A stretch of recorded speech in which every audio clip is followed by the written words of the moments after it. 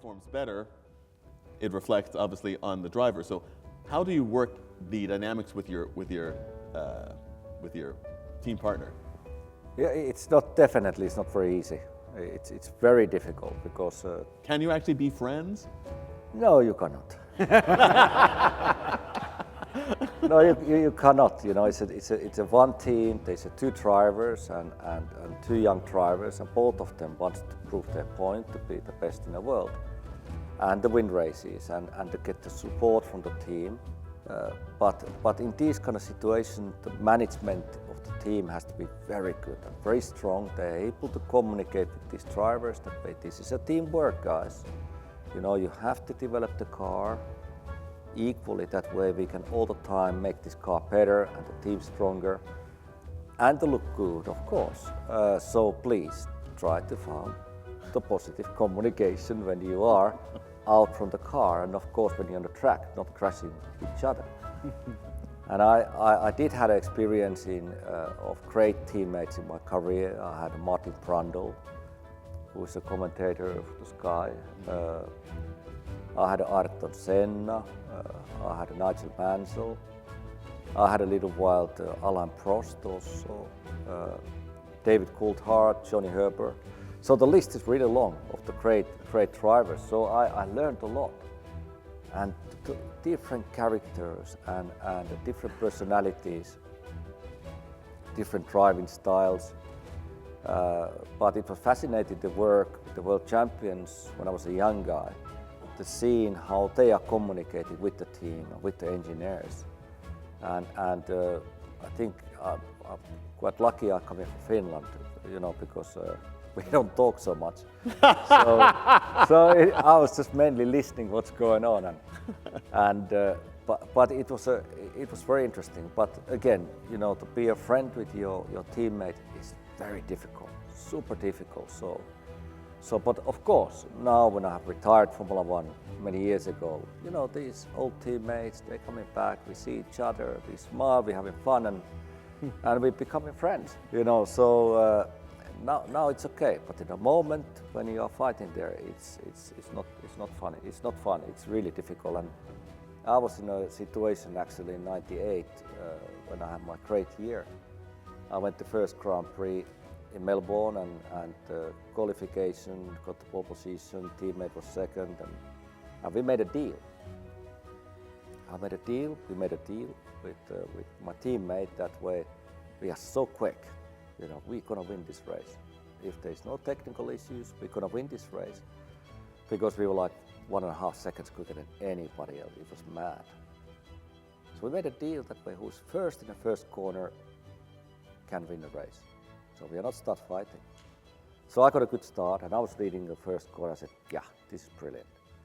So if I remember, we had 2 tire stops in that race. And I was going flat out, and I was counting that, okay, it's not soon is the time when I need to come to change the tires. And just before I going past, just when I enter into the last corner, and after the last corner there's an entrance to the pits, I heard something in the radio. And I thought, that's it, now it's a tire stop. And of course I didn't hear correctly.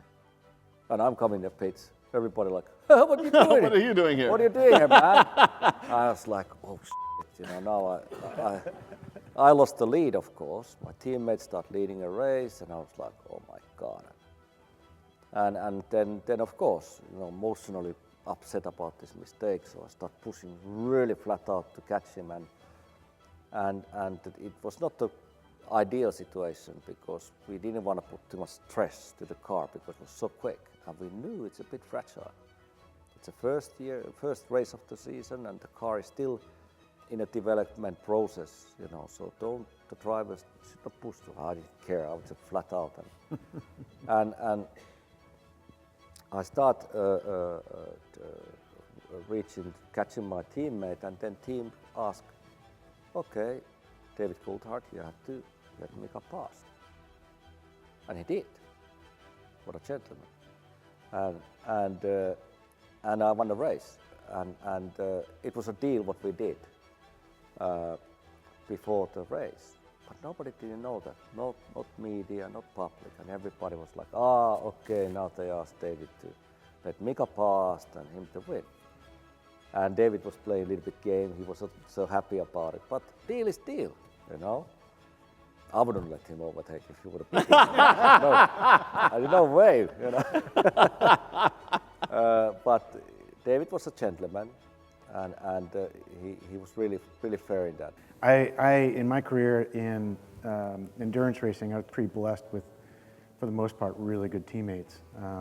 There were a couple of exceptions there, we won't get into, but I was teammates with Darren Law the longest, and we hired him into Brumos because he was driving a real piece of crap car, and it was changing conditions, dry, wet, and I figured, I came out of the pits behind him, and I'm following him, I figured he's gonna go off. So I'm just gonna sit here, the conditions really stink, and it was like magic on wheels, what I was watching him do. And we knew we were gonna replace my current teammate, and Bob came up and said, you know, who should we get to replace him?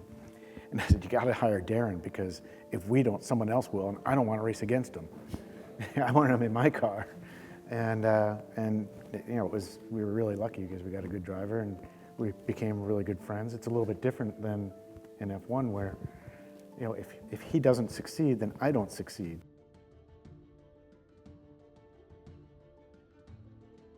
I went to the 24 Hours of Daytona as a spectator and the 12 Hours of Sebring as a spectator. I saw road racing, and you know, the cars would go on and on and on, and they were like real cars too, and they were like real people. They weren't the superhumans like I saw at Indy, you know, the AJ Foyts and the Mario Andretti's of the world. So that's when I said, okay, I think there's a place for me. Also, I don't consciously remember this, but now I look back and I had to have an influence. In 1973, when Billie Jean King beat Bobby Riggs, and on television, and almost everybody that's over close enough in age that they were around then saw that, it was like the first time I saw a woman beat a male, you know, in a sport. It was accepted, it was controversial, yes, but it was not just about a tennis. And it was literally months later that I went to driver's school in SCCA. Went out and bought the Pinto, put a roll bar in it, 5-point seatbelt, a 5-pound fire extinguisher, which was required for all race cars and not just Pintos. And if you remember the story of the Pinto.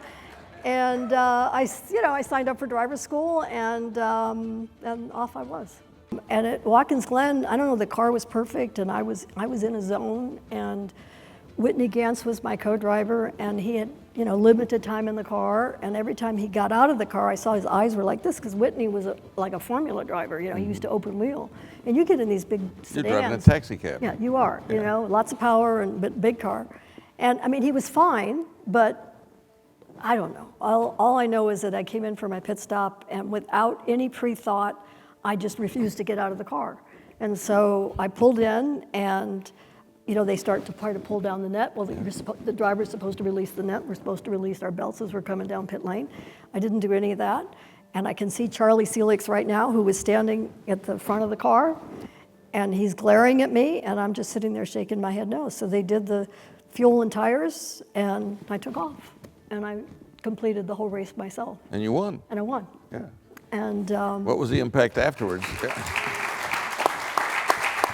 well, I used to carry 20 bucks in my pocket all the time because I knew that I was always pissing Jack off about something.